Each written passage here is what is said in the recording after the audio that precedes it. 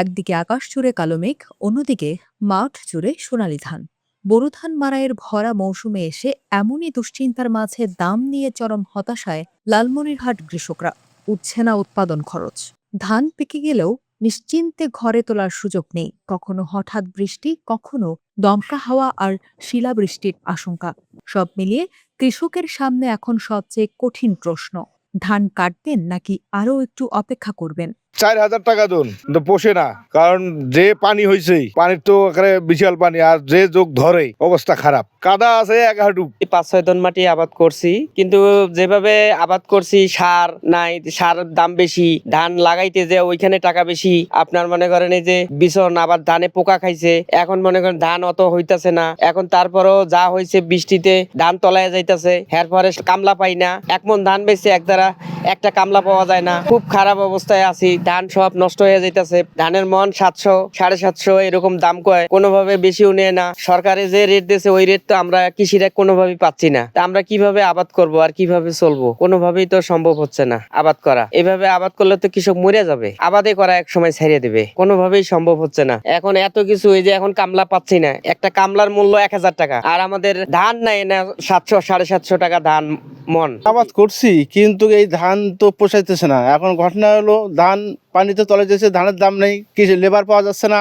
যে আবাদ করছি, এই যে মনে করো অনেক সময় আদি দেবে, ধান কাটিয়ে 2 ভাগ কিনে বেরোচ্ছে না, এক ভাগ নাও, লেবারের অভাবে। আর এই ধান কাটিয়ে তো আমার পোষাইতেছে না, কামলা পাচ্ছি না, কি করবো? আর যে ধানের দাম 600 থেকে 700 টাকা, এতে কি করবো আমি? এতে আবাদ না করাটা উত্তম আমার কাজ ছিল। আলু করছিলাম, যে আলুও তো শেষ।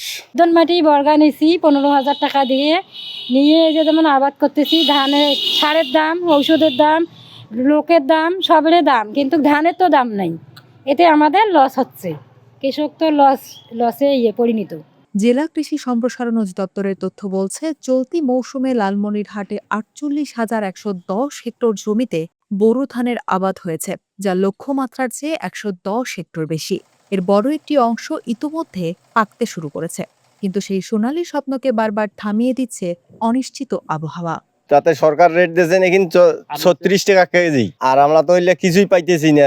মনে করো 600 টাকা 700 টাকা ধানের মন। মনে করো একদম মাটি আবাদ করতে মোটামুটি 7-10 হাজার টাকা আমাদের খরচ হয়। ইয়েতে তো আমার পোষায় না। আমার এই ধান দিয়ে কিভাবে আমরা চলাফেরা করি? সরকার তো আমাদের যে রেট দেয় তাতে ব্যবসায়ীদের ঘরে পায়, আমরা তো পাই না। আমরা এখন তো আমাদের এই আবাদ দিয়ে আমাদের চলে না, সংসার চলা খুব কঠিন সমস্যা দাঁড়িয়ে গেছে। কি করা যাইবে এখন? আমাদের আর উপায় তো নাই, সব আমার লসের ঘাটতি। দুর্ভাগ্যের বিষয়ে বর্তমান যে পরিস্থিতি, তাতে আমাদের যেটা ফসলের পাওয়া যায়, শ্রমিক খরচ বাদ দিয়ে আমাদের সংকুলন হয় না। যার জন্য আমরা এখন বর্তমান জমি বর্গা দিয়ে দিছি। যেটুকু ভাগ পাই, 3 ভাগের 1 ভাগ হোক বা 2 ভাগের 1 ভাগ, যেটুকু দেয় ওইটুকুই নিয়ে সন্তুষ্ট। কিন্তু আমরা এখানে বলতে গেলে কি, সত্য কথা, নিজে আবাদ করিয়ে যেটা আমাদের খরচ যায়, এই খরচটা আমরা অনেক সময় উঠাইতে পারি না। এই জন্য আমাদের বর্তমান আবাদে আমরা কুলান দিতে পারতেছি না। আমরা 3 জন বর্গা নিয়ে কাটছি। আমরা মনে করছিলাম যে 1000-1500 টাকা ধানের মন গেলে আমাদের পোষাইবে। এখন দেখা যাবে না যে বাজারে ধান 700-600 এর উপরে আর নেয় না, আমাদের তাতে লস হয়। আমরা এখন কৃষক কি করবো? এখন যে এইটাই আবাদ করি, আমাদের সেইটাই যদি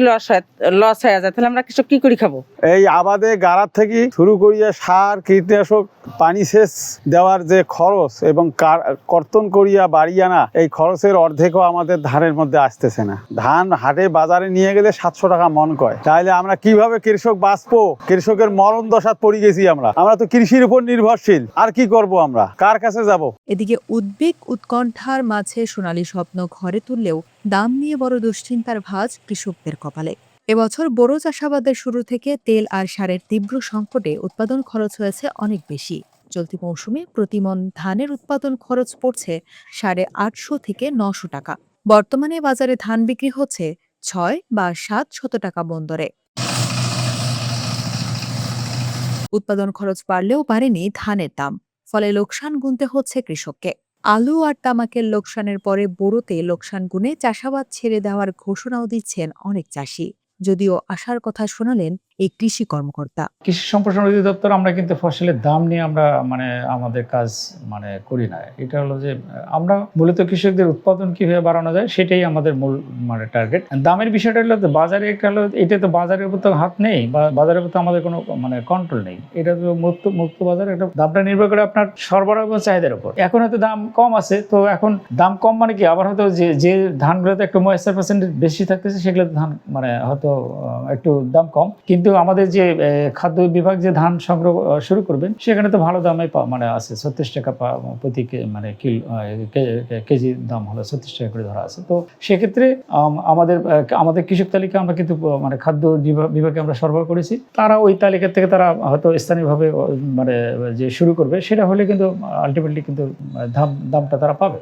বোরো ধানের তো আমাদের লক্ষ্যমাত্রা ছিল 48,000 হেক্টর জমি, আর সেক্ষেত্রে অর্জন আমাদের 48,110 হেক্টর জমিতে আমাদের অর্জিত হয়েছে, অর্থাৎ 110 হেক্টর জমি বেশি আবাদ হয়েছে। এটা আসলে আমরা এভারেজে হলো এটার আমাদের 5.5 মেট্রিক টন বা 5.5 থেকে 6 মেট্রিক টন, এটা এখন এটা প্রেডিক্ট করা যাবে না। এটা হলো আলটিমেটলি যখন আমাদের শস্য কর্তন চলছে, এটা হয়তো আমরা মানে মাঝামাঝি অথবা শেষের দিকে আমরা এটা ধারণা করতে পারবো যে আমাদের কি পরিমাণ ফলন হবে। তবে প্রাথমিকভাবে যেটা দেখা যাচ্ছে যে ফলন আলহামদুলিল্লাহ ভালো হবে, গতবারের চেয়ে আমাদের কোনো অংশে কম হবে না।